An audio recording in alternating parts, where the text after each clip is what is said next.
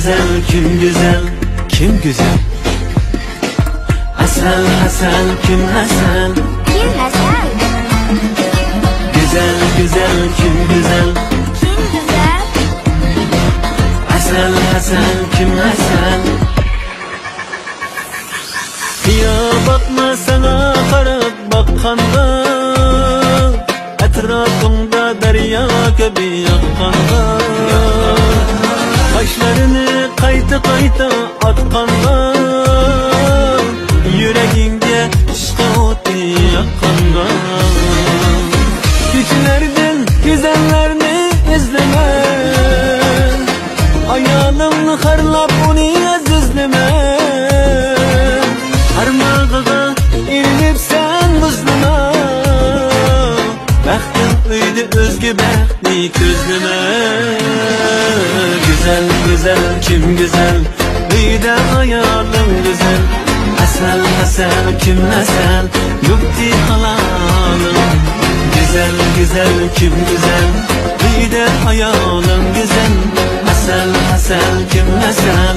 Yukti halalım.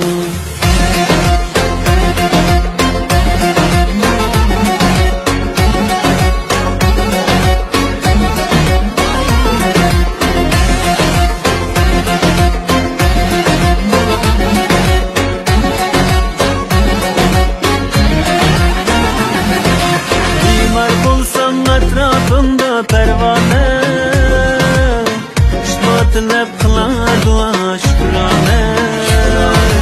Gözü şirin, sözü şirin bir tane, göz ayağının bir bahayu durdane. Hürmetligin, azizligin yarımne, onun haberigin yürekki barımne. Muhabbetin yaranmakın tarımne, yigit bolsan saklanımız arımne. Güzel, güzel, kim güzel? Uyda ayağım güzel. Asal, asal, kim asal? Yukti halalım. Güzel, güzel, kim güzel? Uyda ayağım güzel. Asal, asal, kim asal? Yukti halalım. Güzel, güzel, kim güzel? Asal, asal, kim asal? Güzel, güzel, kim güzel? Asal, asal, kim asal?